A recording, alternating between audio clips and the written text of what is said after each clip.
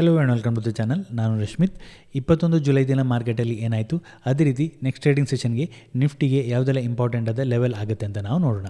ಇವತ್ತು ನಿಫ್ಟಿ ಸ್ವಲ್ಪ gap ಅಪ್ಪಲ್ಲಿ open ಆಗುತ್ತೆ, ಇಮಿಡಿಯೇಟ್ಲಿ ಡೌನ್ ಬರುತ್ತೆ, ಕಂಟಿನ್ಯೂಸ್ ಆಗಿ ಡೌನ್ ಬಂದು 24,920 ಲೆವೆಲನ್ನು ಬ್ರೇಕ್ ಡೌನ್ ಮಾಡಿಕೊಂಡು ಸಸ್ಟೈನ್ ಆಗುತ್ತೆ. ನೆಕ್ಸ್ಟ್ ಅಲ್ಲಿಂದ ಅಗೇನ್ ಒಂದು ರಿವರ್ಸಲ್ ಮೂವ್ನ ಕೊಡುತ್ತೆ, ಅಗೇನ್ 25,000 ಲೆವೆಲ್ಗಿಂತ ಮೇಲೆ ಸಸ್ಟೈನ್ ಆಗುತ್ತೆ, ಒಂದಷ್ಟು ಹೊತ್ತು ಕನ್ಸಾಲ್ಟೇಷನನ್ನು ಮಾಡುತ್ತೆ. ನೆಕ್ಸ್ಟ್ ಕ್ಲೋಸಿಂಗ್ ಟೈಮ್ ಹತ್ರ ಒಂದಷ್ಟು ಅಪ್ ಮೂವ್ನ ಕೊಟ್ಕೊಂಡು 25,100 ಲೆವೆಲ್ ಹತ್ರ ಬಂದು ಕ್ಲೋಸಿಂಗನ್ನು ಕೊಡ್ತು. ನಮ್ಮ ಪ್ರೀವಿಯಸ್ ಅನಾಲಿಸಿಸಲ್ಲಿ 24,921 ಸಪೋರ್ಟ್ ಆಗುತ್ತೆ. ಇನ್ ಕೇಸ್ ಈ ಝೋನ್ಗಿಂತ ಕೆಳಗಡೆನೇ ಸಸ್ಟೈನ್ ಆಗ್ತಾ ಇತ್ತು ಅಂತೇಳಿ ಅದು ನೆಗೆಟಿವ್ ಆಗುತ್ತೆ ಅಂತ ಒಂದು ಎಕ್ಸ್ಪೆಕ್ಟೇಷನ್ ಇತ್ತು. ಸೊ ಇವತ್ತೇನಾಗುತ್ತೆ, ಡೌನ್ ಬರುತ್ತೆ. ಫಸ್ಟ್ 15 ಮಿನಿಟನ್ನು ನಾವು ನೋಡಿದ್ರೆ ಫಸ್ಟ್ 15 ಮಿನಿಟಲ್ಲಿ ಈ ಲೆವೆಲ್ಗಿಂತ ಕೆಳಗಡೆ ಸಸ್ಟೈನ್ ಆಗುತ್ತೆ. ಬಟ್ ನೆಕ್ಸ್ಟ್ ಇಲ್ಲಿಂದ ಡೌನ್ ಹೋಗಲಿಕ್ಕೆ ಫೇಲ್ ಆಗುತ್ತೆ, ಇಮಿಡಿಯೇಟ್ಲಿ ಒಂದು ರಿವರ್ಸಲ್ ಮೂವ್ನ ಕೊಡುತ್ತೆ, 25,000 ಲೆವೆಲ್ಗಿಂತ ಮೇಲೆ ಸಸ್ಟೈನ್ ಆಗುತ್ತೆ. ನಮ್ಮ ಹಿಂದಿನ ಅನಾಲಿಸಿಸ್ ವಿಡಿಯೋದಲ್ಲಿ 25,000 ಹಾಗೆ 24,920 ಈ ಎರಡು ಝೋನ್ ಇಂಪಾರ್ಟೆಂಟ್ ಆದ ಝೋನ್ ಆಗಿತ್ತು. ಸೊ ಇಮಿಡಿಯೇಟ್ಲಿ ಪಾಸಿಟಿವ್ ಝೋನ್ಗಿಂತ ಮೇಲೆ ಸಸ್ಟೈನ್ ಆಗಲಿ ಸ್ಟಾರ್ಟ್ ಮಾಡುತ್ತೆ, ಒಂದು ಅಪ್ ಮೂವ್ನ ಕೊಡುತ್ತೆ, ಡೌನ್ ಬರುತ್ತೆ, ಎಕ್ಸಾಕ್ಟ್ಲಿ 25,000 ಲೆವೆಲ್ ಹತ್ರ ಸಪೋರ್ಟನ್ನು ಪಡ್ಕೊಳ್ಳುತ್ತೆ.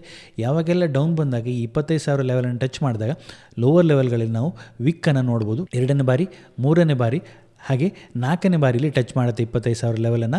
ಆ ಲೆವೆಲ್ಗಿಂತ ಕೆಳಗಡೆ ಒಮ್ಮೆ 25,000 ಲೆವೆಲ್ಗಿಂತ ಮೇಲೆ ಸಸ್ಟೈನ್ ಆದಾಗ ನೆಕ್ಸ್ಟ್ ಆ ಲೆವೆಲ್ಗಿಂತ ಕೆಳಗಡೆ ಕ್ಲೋಸಿಂಗನ್ನು ಕೊಡೋದಿಲ್ಲ. ಪ್ರತಿ 5 ಮಿನಿಟ್ ಕ್ಯಾಂಡಲಲ್ಲಿ ಡೌನ್ ಬಂದಾಗ ಒಂದು ಸ್ಟ್ರಾಂಗ್ ರಿಜೆಕ್ಷನನ್ನು ಫೇಸ್ ಮಾಡುತ್ತೆ, ವಿಕ್ಕನ್ನು ಕ್ರಿಯೇಟ್ ಮಾಡುತ್ತೆ, ಸ್ಟ್ರಾಂಗ್ ಆದ ಒಂದು ಸಪೋರ್ಟಾಗಿ ಆ್ಯಕ್ಟ್ ಆಗುತ್ತೆ. ಇದು ರೆಸಿಸ್ಟೆನ್ಸ್ ಆಗಿತ್ತು, ನೆಕ್ಸ್ಟ್ ಬ್ರೇಕ್ ಆಗುತ್ತೆ. ಸೊ ಇದನ್ನು ನಾವು ಕನ್ಸಿಡರ್ ಮಾಡಬೇಕಂತಿಲ್ಲ, ಇದು ಓಪನಿಂಗ್ ವಾಲಟಿಲಿಟಿ ಕ್ರಿಯೇಟ್ ಆದ ಕ್ಯಾಂಡಲ್ ಆಗುತ್ತೆ. ಸೊ ಹಾಗಾಗಿ ನೆಕ್ಸ್ಟ್ ಇಲ್ಲಿ ಬ್ರೇಕ್ ಆಗುತ್ತೆ, ನೆಕ್ಸ್ಟ್ ಇದು ಒಂದು ಸಪೋರ್ಟಾಗಿ ಆ್ಯಕ್ಟ್ ಆಗ್ತಾ ಇರುತ್ತೆ. ಈ ಲೆವೆಲ್ಗೆ ಬಂದಾಗ ಒಂದಷ್ಟು ಬೈಯಿಂಗ್ ಪ್ರೆಷರ್ ಬಂದಿರುವಂಥದ್ದು.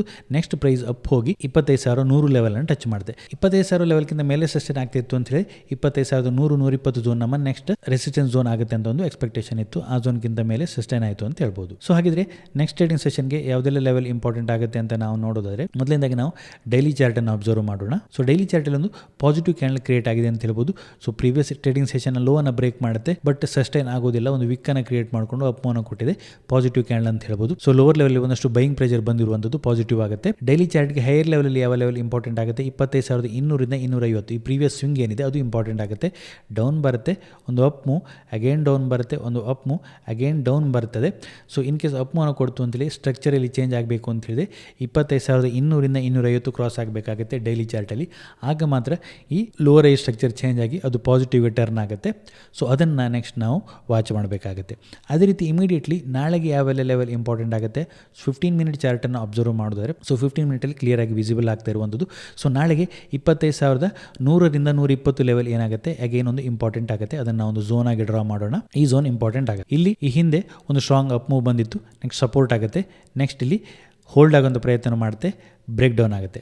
ಸೊ ಈಗ ಎಕ್ಸಾಕ್ಟ್ಲಿ ಈ ಝೋನ್ಗೆ ರೀಚ್ ಆಗಿದೆ 25,100-120 ಲೆವೆಲ್. ಸೊ ಹಾಗಾಗಿ ನಾಳೆ ಟ್ರೇಡಿಂಗ್ ಸೆಷನಲ್ಲಿ ಇನ್ ಕೇಸ್ ಫ್ಲಾಟ್ ಓಪನ್ ಆಗುತ್ತೆ ಅಥವಾ ಗ್ಯಾಪ್ ಡೌನಲ್ಲಿ ಓಪನ್ ಆಗಿ ಈ ರೆಸಿಸ್ಟೆನ್ಸ್ ಲೆವೆಲ್ಗಿಂತ ಮೇಲೆ ಸಸ್ಟೈನ್ ಆಗ್ತಾ ಇತ್ತು ಅಂದರೆ ಅದು ಪಾಸಿಟಿವ್ ಆಗುತ್ತೆ. ನೆಕ್ಸ್ಟ್ ಇರುವಂಥ ರೆಸಿಸ್ಟೆನ್ಸ್ ಲೆವೆಲ್ 25,200-250 ಲೆವೆಲ್ ಆಗುತ್ತೆ. ಅದನ್ನು ನಾವು ವಾಚ್ ಮಾಡಬೇಕಾಗತ್ತೆ. ಈ ಝೋನನ್ನು ನಾವು ನೆಕ್ಸ್ಟ್ ವಾಚ್ ಮಾಡಬೇಕಾಗುತ್ತೆ ಇಮಿಡಿಯೇಟ್ಲಿ 200 ಹಾಗೆ 250.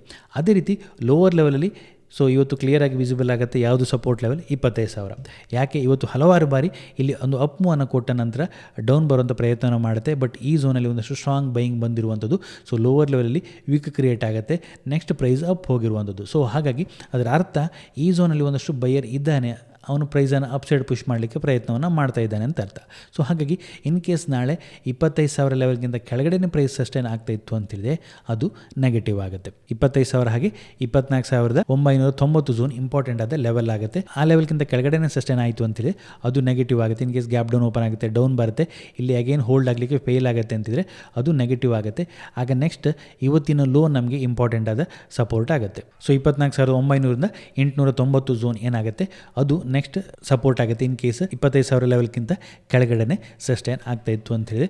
ಸೊ ಈ ಝೋನನ್ನು ನಾಳೆ ನಾವು ವಾಚ್ ಮಾಡಬೇಕಾಗತ್ತೆ. ಸೊ ಇವತ್ತು ಬೈಯರ್ ಪ್ರೈಸನ್ನು ಅಪ್ಸೈಡ್ ಪುಷ್ ಮಾಡ್ತಾರೆ ಈ ಝೋನಿಂದ, ನೆಕ್ಸ್ಟ್ ಇಲ್ಲಿ ಕನ್ಸಾಲ್ಟೇಷನ್ ಆಗುತ್ತೆ, ಸೆಲ್ಲರ್ ಡೌನ್ ಸೈಡ್ ಪುಷ್ ಮಾಡುವಂಥ ಪ್ರಯತ್ನವನ್ನು ಮಾಡ್ತಾನೆ, ಅಗೇನ್ ಪ್ರಯತ್ನವನ್ನು ಮಾಡ್ತಾನೆ. ಬಟ್ ಇಲ್ಲಿ ಬೈಯರ್ಗಳು ಒಂದಷ್ಟು ಅಟೆಂಪ್ಟನ್ನು ಮಾಡಿ ಪ್ರೈಸನ್ನು ಅಪ್ಸೈಡ್ ಪುಷ್ ಮಾಡಿದ್ದಾರೆ. ಸೊ ಹಾಗಾಗಿ ಇನ್ ಕೇಸ್ ನಾಳೆ ಅಗೇನ್ ಬೈಯರ್ಗಳು ಈ ಝೋನ್ ಲೆವೆಲ್ಗಿಂತ ಕೆಳಗಡೆ ಪ್ರೈಸನ್ನು ಬಿಟ್ಕೊಟ್ರು ಅಂತ ಹೇಳಿದೆ ಅದು ನೆಗೆಟಿವ್ ಆಗುತ್ತೆ.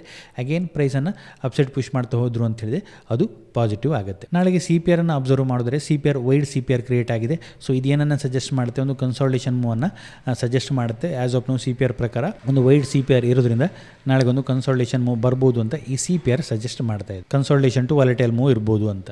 ಹಾಗೆ ನಾವು ಓಪನ್ ಇಂಟ್ರೆಸ್ಟನ್ನು ಅಬ್ಸರ್ವ್ ಮಾಡಿದ್ರೆ 25,200 ಹೈಯೆಸ್ಟ್ ಕಾಲಲ್ಲಿ ರೈಟಿಂಗ್ ಇರುವಂಥದ್ದು. ಇವತ್ತು ಸ್ವಲ್ಪ ಅಡಿಷನ್ ಆಗಿದೆ, ಒಂದು 6 ಲಕ್ಷ ಅಡಿಷನ್ ಆಗಿದೆ. ಟೋಟಲಿ 80 ಲಕ್ಷ ರೈಟಿಂಗ್ ಇದೆ.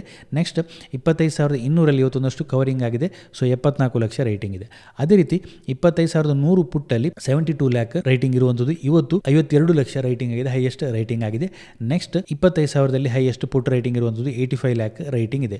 So as of now range ಇರುವಂಥದ್ದು 25,000 ಹಾಗೆ 25,100. ಸೊ ನಾಳೆ ಇನ್ ಕೇಸ್ 25,100 ಲೆವೆಲ್ಗಿಂತ ಮೇಲೇ ಸಸ್ಟೈನ್ ಆಗ್ತಾ ಇತ್ತು ಅಂತೇಳಿ ಈ ಕಾಲ್ ರೈಟರ್ಗಳು ಕವರಿಂಗನ್ನು ಮಾಡ್ತಾರೆ. ಆಗೋದು ಒಂದಷ್ಟು ಪಾಸಿಟಿವ್ ಮೂವ್ಗೆ ಕಾರಣ ಆಗುತ್ತೆ. ಅದೇ ರೀತಿ ಇನ್ ಕೇಸ್ ಡೌನ್ ಬಂದು 25,000 ಲೆವೆಲ್ಗಿಂತ ಕೆಳಗಡೆ ಸಸ್ಟೈನ್ ಆಗ್ತಾ ಇತ್ತು, 24,990 980 ಲೆವೆಲ್ಗಿಂತ ಕೆಳಗಡೆ ಇತ್ತು ಅಂತ ಹೇಳಿದೆ ಅದು ನೆಗೆಟಿವ್ ಆಗುತ್ತೆ. ಇಲ್ಲಿ 25,100 ಹಾಗೆ 25,000 ಪುಟ್ಟಲ್ಲಿ ಕವರಿಂಗ್ ಆಗ್ಬೋದು. ಇವತ್ತೊಂದಷ್ಟು ಅಡಿಷನ್ ಆಗಿರೋದ್ರಿಂದ ಸೊ ಅದು ನೆಗೆಟಿವ್ ಆಗುತ್ತೆ. ಆ್ಯಸ್ ಆಫ್ ನೋ ಇವತ್ತು ಒಂದಷ್ಟು ಪುಟ್ ರೈಟಿಂಗ್ ಆಗಿದೆ, ಸೆಂಟಿಮೆಂಟ್ ಪಾಸಿಟಿವನ್ನೇ ಸಜೆಸ್ಟ್ ಮಾಡ್ತಿದೆ. ನಾಳೆ ಯಾವ ಲೆವೆಲ್ಲಿ ಓಪನ್ ಆಗುತ್ತೆ ಅನ್ನೋದು ಇಂಪಾರ್ಟೆಂಟ್ ಆಗುತ್ತೆ. ಪುಟ್ ಕಾಲ್ ಇಶ್ಯೂ 0.9 ಸೊ ಇವತ್ತು open interest change in open ಇಂಟ್ರೆಸ್ಟನ್ನು ನಾವು ನೋಡಿದ್ರೆ ಸೊ ಇವತ್ತು 1.94 crore ಪುಟ್ಟಲ್ಲಿ ರೈಟಿಂಗ್ ಆಗಿದೆ, ತುಂಬ ಪಾಸಿಟಿವ್ ಆಗುತ್ತೆ. ಇವತ್ತು ಪುಟ್ ರೈಟರ್ಗಳು ಪೊಸಿಷನನ್ನು ಕ್ಯಾರಿ ಮಾಡ್ಕೊಂಡು ಹೋಗಿದ್ದಾರೆ ಅನ್ನೋದನ್ನು ಇದು ಸಜೆಸ್ಟ್ ಮಾಡುತ್ತೆ. ಸೊ ಪುಟ್ಟಲ್ಲಿ ತುಂಬ ಅಡಿಷನ್ ಆಗಿದೆ. So as of now positive sentiment ಇದೆ. ಸೊ ಲೋವರ್ ಲೆವೆಲಲ್ಲಿ ಇಂಪಾರ್ಟೆಂಟ್ ಇರುವಂಥದ್ದು 25,000 ಲೆವೆಲ್ ಆಗುತ್ತೆ, ಅದನ್ನು ನಾವು ವಾಚ್ ಮಾಡಬೇಕಾಗುತ್ತೆ. ಆ ಝೋನ್ ಬ್ರೇಕ್ ಆಯಿತು ಅಂತ ಹೇಳಿದ್ರೆ ಅದು ನೆಗೆಟಿವ್ ಆಗುತ್ತೆ ನಿಫ್ಟಿಗೆ. ಇದಿಷ್ಟು ನಿಫ್ಟಿ ಇಂಪಾರ್ಟೆಂಟ್ ಆದ ಸಪೋರ್ಟ್ ಆ್ಯಂಡ್ ರೆಸಿಸ್ಟೆನ್ಸ್ ಲೆವೆಲ್ ಆಗುತ್ತೆ. ನಿಮ್ಗೇನಾದರೂ ವಿಡಿಯೋ ಇಷ್ಟ ಆಯಿತು ಅಂತ ಹೇಳಿದ್ರೆ ಲೈಕ್ ಮಾಡಿ, ನಿಮ್ಮ ಸಜೆಷನ್ಸನ್ನು ಕಮೆಂಟ್ ಮಾಡಿ. ಇನ್ನು ಹೆಚ್ಚಿನ ವಿಡಿಯೋಗಳಿಗಾಗಿ ನಮ್ಮ ಯೂಟ್ಯೂಬ್ ಚಾನಲ್ ಸಬ್ಸ್ಕ್ರೈಬ್ ಮಾಡ್ಕೊಳ್ಳಿ. Thank you.